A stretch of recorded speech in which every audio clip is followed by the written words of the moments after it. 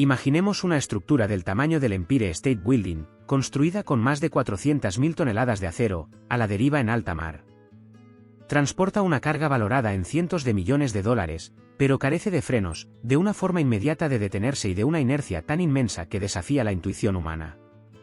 Cuando el capitán de un buque portacontenedores ultragrande o un superpetrolero ordena apagar los motores principales, el océano no simplemente recupera el barco. En cambio, se desencadena una compleja y peligrosa cadena de leyes físicas, termodinámicas y de dinámica de fluidos. Esta es la realidad de la inercia marítima, una fuerza silenciosa e imparable que rige los movimientos de las máquinas más grandes jamás construidas por el hombre. Para comprender qué sucede cuando un barco como el MSC Irina o el Pioneering Spirit corta su potencia, primero hay que entender la magnitud de la ingeniería involucrada. Estos buques están propulsados por motores diésel de 2 tiempos que alcanzan la altura de 5 pisos y pesan más de 2.000 toneladas. Estos motores no funcionan como el de un coche, no se quedan al ralentí en un semáforo. Están diseñados para una producción constante y rítmica, impulsando una hélice del tamaño de una casa a través de la densa resistencia del agua salada. Cuando cesa esa propulsión, el barco no reduce la velocidad inmediatamente. De hecho, un buque completamente cargado que viaja a su velocidad de crucero de 22 nudos puede tardar más de 24 kilómetros y casi 40 minutos en detenerse por completo. La consecuencia inmediata de apagar el motor es la pérdida de la capacidad de dirección. En arquitectura naval, el timón de un barco solo es efectivo cuando el agua se mueve sobre su superficie a una velocidad determinada. Este flujo lo proporciona principalmente la estela de la hélice. En el momento en que las palas dejan de girar, el timón pierde su eficacia. El buque entra en un estado conocido como en movimiento pero sin avanzar y, finalmente, queda fuera de control. Sin el motor que proporciona el empuje direccional, el barco deja de ser un vehículo navegable. Se trata de un proyectil cinético de 400 metros de longitud. El casco comienza a ceder ante el efecto de superficie libre y las presiones externas del viento y la corriente, que pueden desviar la proa de su rumbo con una facilidad aterradora. La física en juego se rige por la primera ley del movimiento de Newton, pero a una escala que resulta inimaginable. El agua es aproximadamente 800 veces más densa que el aire. Si bien esta densidad proporciona la flotabilidad necesaria para mantener el barco a flote, también genera una enorme fricción superficial y resistencia de forma.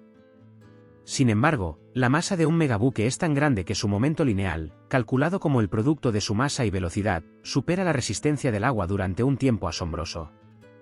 Por eso, casi nunca se realiza una parada de emergencia a menos que una colisión sea inminente. Invertir los motores mientras el barco avanza a alta velocidad somete al cigüeñal y a los elementos estructurales del casco a una carga astronómica que conlleva el riesgo de una falla mecánica catastrófica o incluso la rotura del eje de la hélice. A medida que el buque reduce su velocidad, la temperatura en la sala de máquinas se convierte en un factor crítico. Estos enormes motores operan a temperaturas internas que requieren una circulación constante de agua de refrigeración y aceite lubricante. Si un motor se apaga bruscamente sin un periodo de enfriamiento adecuado, el calor excesivo puede deformar los componentes o provocar la carbonización del aceite, convirtiéndolo en un lodo espeso y abrasivo. La transición de una máquina viva a un bloque de acero frío es un proceso delicado que requiere la intervención de ingenieros navales altamente cualificados. Si bien el motor principal puede estar en silencio, los generadores auxiliares del buque deben permanecer en funcionamiento para alimentar las luces de navegación, las bombas y los sistemas de comunicación. Si estos fallan, el buque se convierte en un buque negro, un fantasma silencioso y oscuro en medio de una concurrida ruta marítima. El cese del rugido del motor marca el inicio de un estado precario conocido como a la deriva. Una vez que el buque pierde su impulso y el timón se convierte en una inútil plancha de acero, queda a merced del entorno. En mar abierto, esto podría parecer insignificante, pero para un coloso de 400.000 toneladas, el entorno es un adversario constante. La resistencia aerodinámica, la superficie del casco del buque y sus imponentes pilas de contenedores, actúa como una enorme vela involuntaria. Si el viento golpea el buque de costado, puede desviarlo kilómetros de su rumbo previsto en cuestión de horas. Este movimiento lateral es impredecible y puede llevar al buque a aguas poco profundas o a rutas marítimas congestionadas, donde su incapacidad para maniobrar se convierte en un riesgo global. El peligro de un buque sin motor se ilustra mejor con el efecto de hundimiento y la succión de la orilla. Cuando un casco enorme se desplaza por el agua, incluso a bajas velocidades, desplaza un volumen de agua equivalente a su propio peso. Esta agua debe fluir alrededor y por debajo del casco para llenar el vacío que deja.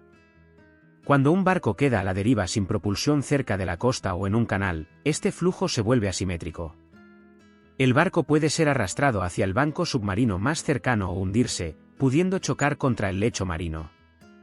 Sin el empuje activo de una hélice que contrarreste estas fuerzas hidrodinámicas, un barco a la deriva es un barco muerto, término que usan los marineros para describir una embarcación sin propulsión ni dirección. La tripulación debe entonces depender de remolcadores, embarcaciones más pequeñas y de gran par que actúan como los músculos externos del gigante paralizado. Históricamente, los casos más conocidos de fallo de motor han provocado catástrofes ambientales y económicas. Cuando un barco de esta magnitud pierde potencia cerca de la costa, el despliegue de anclas es la última línea de defensa. Sin embargo, echar el ancla en un buque que se mueve incluso a 3 o 4 nudos es una operación violenta y de alto riesgo. La energía cinética puede romper los enormes eslabones de la cadena o incluso arrancar el cabrestante, el pesado mecanismo que asegura el ancla, de la cubierta. Si el ancla no se fija o la cadena se rompe, el barco está destinado a encallar. La consiguiente brecha en el casco puede derramar millones de galones de combustible o carga, creando un desastre ecológico que tarda décadas en remediarse. Más allá de los riesgos físicos, el impacto económico de un motor averiado se mide en millones de dólares por hora. Las cadenas de suministro globales modernas operan bajo el principio de justo a tiempo. Un solo buque portacontenedores ultra grande puede transportar más de 20.000 TEU, unidades equivalentes a 20 pies. Si ese barco se detiene, el efecto dominó se siente en fábricas, tiendas minoristas y mercados de materias primas en todo el mundo.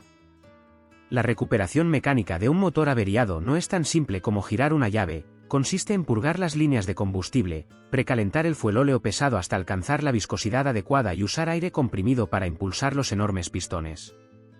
Es una carrera contra el tiempo, las leyes de la física y la implacable fuerza de las corrientes oceánicas.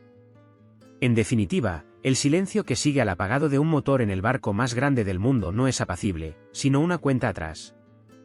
Es una prueba de la capacidad de la ingeniería humana para construir máquinas de tal magnitud, pero también un recordatorio de nuestras limitaciones ante las leyes básicas del movimiento. Cuando los motores se detienen, el barco deja de ser un triunfo de la tecnología y se convierte en una lección de humildad, demostrando que, por mucha potencia que controlemos, siempre estamos sujetos a la inercia del mundo que nos rodea. Si te ha fascinado este análisis en profundidad de la ingeniería marítima, dale a me gusta al vídeo y suscríbete al canal. Cada semana te mostramos el funcionamiento interno de las máquinas más extremas del mundo. Gracias por vernos.